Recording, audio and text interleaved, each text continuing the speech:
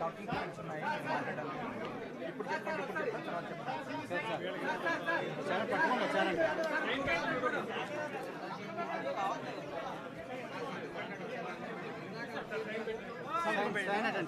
పట్టుకోమని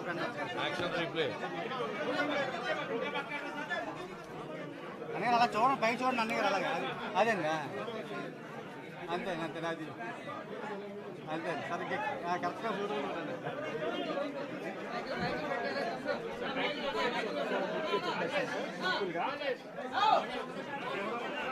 మనకి చాలా immense potential ఉంది ఏపీకి. లాస్ట్ 5 years బడ్జెట్ ఎలా చేద్దాం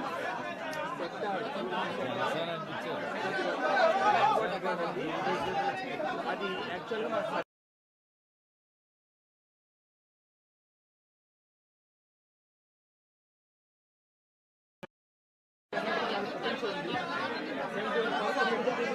ఫోకస్ చేస్తామని చెప్తారు సార్. తర్వాత మన మీకో టూరిజం కూడా చాలా బాగుంది, అవి కూడా ప్రమోట్ చేస్తామని చెప్తారు సార్. తర్వాత టూరిజం పాలసీ ఏదైతే ఉందో దానివల్ల కూడా ఇన్వెస్ట్మెంట్ ఫ్రెండ్లీ చేస్తామని చెప్తారు సార్. తర్వాత లో హ్యాంగింగ్ ఫ్రూట్ ఇమీడియట్గా నెక్స్ట్ 100 daysలో రోడ్ ఫేసింగ్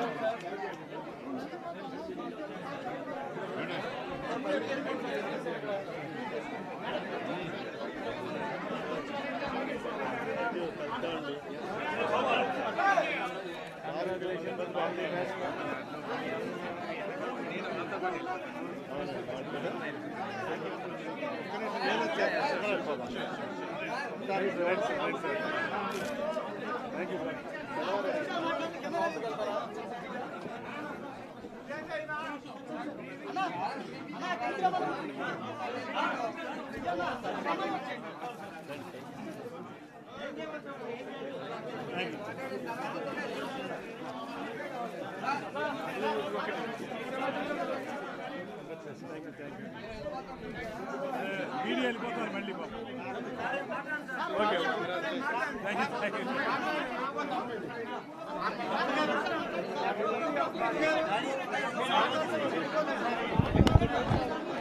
బ్రీఫింగ్ చేసేస్తాను.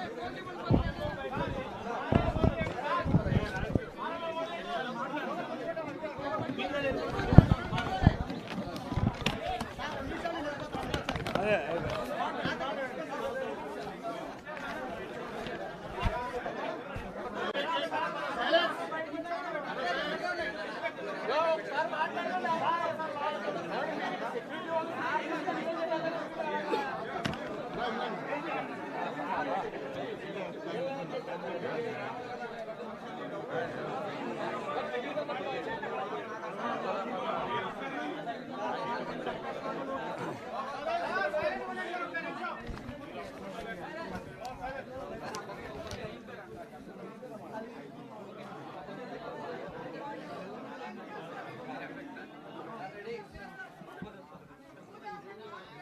ఆంధ్రప్రదేశ్ రాష్ట్రం ఒక అద్భుతమైనటువంటి పర్యాటక పరమైనటువంటి వనరులు ఉన్నటువంటి రాష్ట్రం. రాయలసీమ ప్రాంతంలో కానీ ఉన్నటువంటి అటవీ సంపద, అక్కడ ఉన్నటువంటి ప్రకృతి సౌందర్యాలు, అదేవిధంగా ఈ రాష్ట్రంలో ఉన్నటువంటి ఆలయాలు, వీటన్నిటి దృష్ట్యా చాలా అద్భుతమైనటువంటి పర్యాటక శోభను సంతరించుకున్నటువంటి ఈ రాష్ట్రం గడిచిన కొంతకాలంగా, ముఖ్యంగా గడిచిన 5 సంవత్సరాల కాలంలో పూర్తి స్థాయిలో పర్యాటకానికి విఘాతం కలిగించే విధంగా ప్రభుత్వ పాలసీలు ఉండటం వల్ల మనకి వచ్చేటువంటి పర్యాటకులు, ముఖ్యంగా విదేశీ పర్యాటకుల యొక్క శాతం 63% తగ్గిపోయినటువంటి సందర్భాన్ని మనం చూసాం. అదేవిధంగా ఎక్కడైనా సరే పర్యాటక అభివృద్ధి జరగాల్సిన ప్రాంతాల్లో ₹1 బడ్జెట్ ఇవ్వకపోవటం వల్ల వాటిని అభివృద్ధి చేసుకునేటువంటి పరిస్థితి లేనటువంటి విధానాలను కూడా మనం చూసాం. ఇవాళ ముఖ్యంగా పర్యాటకం పట్ల కానీ కళల పట్ల కానీ ప్రత్యేకమైన శ్రద్ధ ఉన్నటువంటి ముఖ్యమంత్రి శ్రీ చంద్రబాబు నాయుడు గారి నేతృత్వంలో, అదేవిధంగా వీటి పట్ల పర్యావరణ హితమైనటువంటి పర్యాటకాన్ని అభివృద్ధి చేయాలనేటువంటి ఆలోచన ఉన్నటువంటి మా అధ్యక్షులు పవన్ కళ్యాణ్ గారు, డిప్యూటీ చీఫ్ మినిస్టర్ గారి యొక్క ఆధ్వర్యంలో రాబోయే 5 సంవత్సరాల కాలంలో ఒక అద్భుతమైనటువంటి పర్యాటక కేంద్రంగా ఆంధ్రప్రదేశ్ రాష్ట్రాన్ని ముందుకు తీసుకెళ్ళడానికి మా శాఖ ద్వారా మా అధికారులు మేము కలిసి తప్పనిసరిగా ప్రత్యేకమైనటువంటి శ్రద్ధ కనపరుస్తామనేటువంటి మాటని సందర్భంగా తెలియజేస్తా ఉన్నాను. ఇవాళ టూరిజం అంటే రకరకాలుగా టూరిజం విస్తృత స్థాయికి వెళ్ళింది. అది పర్యావరణ హితమైనటువంటి ఎకో టూరిజం కానివ్వండి, ఆధ్యాత్మిక శోభను సంతరించుకునేటువంటి ఆలయ టూరిజం కానివ్వండి, టెంపుల్ టూరిజం అంటాం అది కానివ్వండి, అదేవిధంగా అడ్వెంచర్ టూరిజం, ట్రెక్కింగ్ లాంటివి, రోప్ వేల్లో చేసేటువంటివి, ఇవన్నీ కూడా అడ్వెంచర్ టూరిజం కానివ్వండి.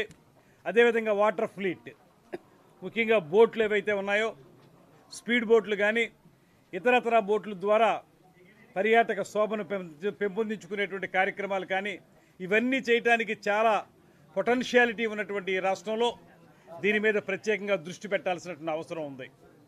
మనం చూస్తున్నాం, పర్యాటక కేంద్రాలుగా విరాజిల్లాల్సినటువంటి ప్రాంతాలని సొంత ప్రయోజనాల కోసం కోట్లాది రూపాయలు ఖర్చు పెట్టి పర్యాటకానికి ఖర్చు పెట్టవలసినటువంటి నిధుల్ని ఇతరత్రా ఖర్చు పెట్టుకుని వారు ఏదో రకంగా ఎంజాయ్ చేయాలని చేసినటువంటి ప్రయత్నాన్ని కూడా మనం చూసాం.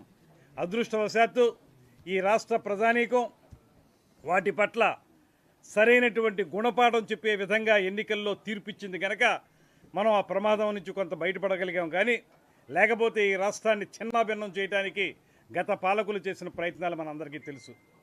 ఇవాళ మేము ఖచ్చితంగా చెప్తున్నాం, ఏ రకాలైనటువంటి ఆలోచనలు కానీ ఏ రకమైనటువంటి అవకాశాలు కానీ పర్యాటకం విషయంలో కానివ్వండి, సాంస్కృతిక విధానాల్లో కానివ్వండి ఉన్నాయో వాటిని ఎక్స్ప్లోర్ చేసి వాటిని సరైన రీతిలో ముందుకు తీసుకెళ్ళి అదేవిధంగా ప్రజలందరికీ ఉపయోగపడే విధంగా, అదే పక్కన ఆదాయాన్ని సమకూర్చుకునే విధంగా మేము తప్పనిసరిగా కృషి చేస్తామనేటువంటి మాటని ఈ సందర్భంగా తెలియజేస్తున్నాం.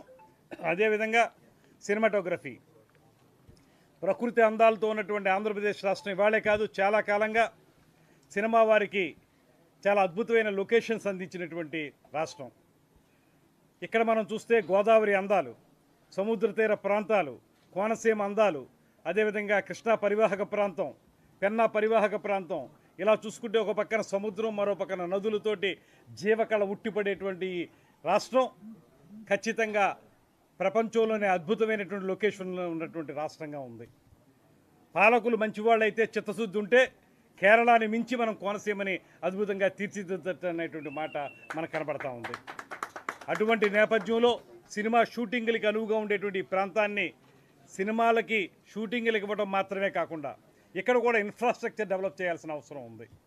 దాని ద్వారా చాలామందికి ఉపాధి కల్పించగలుగుతాం, ఆదాయాన్ని పెంపొందించుకోగలుగుతాం. కనుక తెలంగాణలో లాగే ఇక్కడ కూడా స్టూడియోలు నిర్మించాల్సిందిగా, ఇతర ఇన్ఫ్రాస్ట్రక్చర్ సినిమాకు సంబంధించి ఏర్పరచుకోవాల్సిందిగా నిర్మాతలను కూడా మేము ఆహ్వానం పలుకుతూ ఉన్నాం.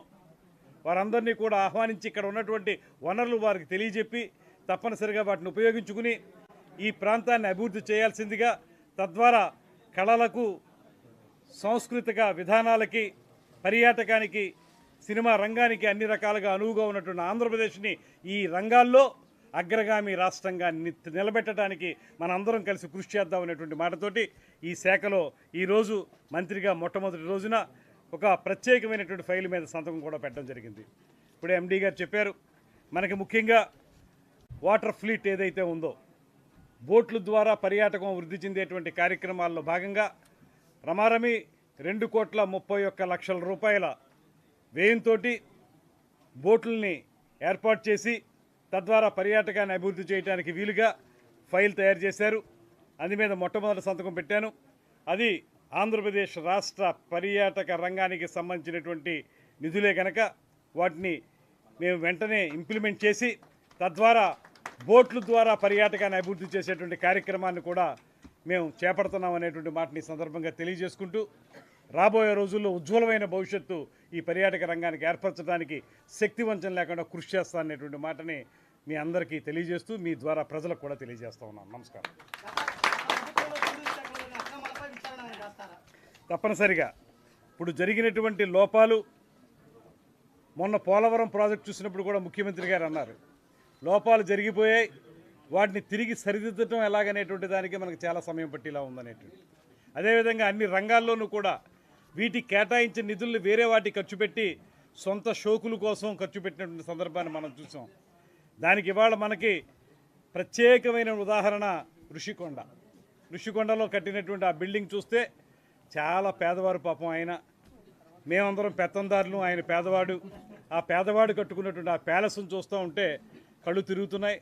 దానితోటి ఎవరో చెప్పారు, దానికి ఖర్చు పెట్టిన డబ్బుతోటి ఒక అద్భుతమైన హాస్పిటల్ నిర్మించుంటే పేద ప్రజలకు ఉపయోగపడేది అనేటువంటి మాట చెప్పారు.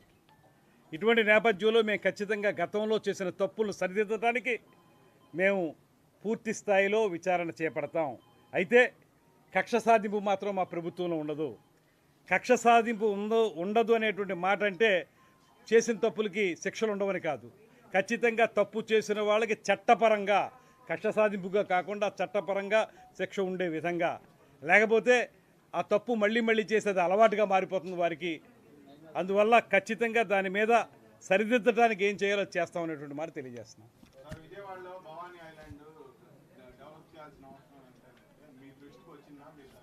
నేను బ్రీఫ్గా మొన్న మా అధికారులతోటి ఎండీ గారితో ఇంటరాక్ట్ అయినప్పుడు వారు చెప్పారు, భవానీ ఐలాండ్ ఒక అద్భుతమైనటువంటి పర్యాటక కేంద్రం ఈ ప్రాంతంలో, దాని మీద ప్రత్యేకమైన దృష్టి పెట్టాలనేటువంటి మాట కూడా చెప్పారు. 100% దాని మీద దృష్టి పెడతాం. ఇటు ఈ విజయవాడ ప్రాంతం, కృష్ణా పరివాహక ప్రాంతం, వైజాగ్ సముద్ర తీర ప్రాంతం, తిరుపతిలో అటవీ ప్రాంతం, వీటన్నిటి మీద ప్రత్యేక దృష్టి పెట్టి పర్యాటక శోభను పెంపొందించడానికి కృషి చేస్తాం. సినిమా వాళ్ళకి రాజధాని ప్రాంతంలో ఏమైనా రాయితీలతో భూములు ఇస్తారా, లేదా వాళ్ళ సంస్థలు పెట్టుకోవడానికి ప్రాధాన్యత ఇస్తారా? 2-3 ఆలోచనలు ఉన్నాయండి. నిన్న కూడా నేను పద్మవిభూషణ్ శ్రీ చిరంజీవి గారిని కలవడం జరిగింది. గతంలో ఆయన పర్యాటక శాఖ మంత్రి కేంద్ర మంత్రిగా ఉన్నప్పుడు నేను ఎమ్మెల్సీగా ఉన్నాను. నేను వెళ్ళి వారిని కలిసినప్పుడు ఆయన కొన్ని ఆలోచనలు చెప్పారు. అదేవిధంగా సినిమా రంగ ఇతర పెద్దలతో కూడా కలిసి ఆలోచనలు చేసి తప్పనిసరిగా వాటిని ఇంప్లిమెంట్ చేయడానికి ప్రయత్నిస్తాం. సినిమా రంగానికి ఊతమిచ్చే విధంగా ఈ ప్రభుత్వం యొక్క విధానం ఉంటుంది. చంద్రబాబు నాయుడు గారు గతంలో ముఖ్యమంత్రిగా ఉన్నప్పుడు కూడా సినిమా రంగానికి చాలా ఊతం ఇచ్చారు. అదేవిధంగా మా అధ్యక్షులైతే ఆయనే స్వయంగా పెద్ద హీరో, ఆయన ఆధ్వర్యంలో కూడా ఇద్దరు కలిసి మంచి ఆలోచనలు చేస్తారు. వాటిని ఇంప్లిమెంట్ చేస్తాం ఖచ్చితంగా.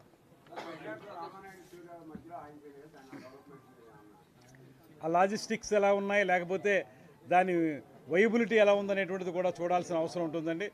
ప్రభుత్వ పరంగా ఇచ్చేటువంటి సహకారం అయితే పూర్తిగా ఇస్తాం. కాకపోతే అది ఎంత మేరకు వాళ్ళు ముందుకు వెళ్తారనేటువంటిది ఆయా పెట్టుబడిదారులను బట్టి ఉంటుంది. రామానాయుడు స్టూడియోది ఆ విషయంలోనే వాళ్ళు ఏం చేస్తారో, ఎలా ముందుకు వస్తారో చూస్తాం. సినిమా వాళ్ళ షూటింగ్లకి ఇక్కడ పర్మిషన్కి ఇబ్బందులు అవుతున్నాయని అంటున్నారు. అంటే అప్లై చేస్తే రోజుల తరబడి పర్మిషన్ ఇవ్వట్లేదు. మీరు సింగిల్ డేలైనా లేదా తక్కువ టైంలో పర్మిషన్స్ ఇవ్వగలుగుతారు? గతంలో ఎప్పుడూ కూడా సినిమా షూటింగ్లకి పర్మిషన్లు వెంటనే ఇచ్చేటువంటి విధానమే ఉంది. అయితే ఇప్పుడు 5 సంవత్సరాల కాలంలో అది కూడా పడకేసినట్టుంది. అయితే మేము మాత్రం పూర్తి స్థాయిలో సహకారం అందిస్తాం. సహకారం అందించడం మాత్రమే కాకుండా ఇంకా బాగా వాళ్ళకి ఫెసిలిటీస్ ఇచ్చే విధానాన్ని కూడా మేము చేపడతాం. థ్యాంక్ యూ అండి.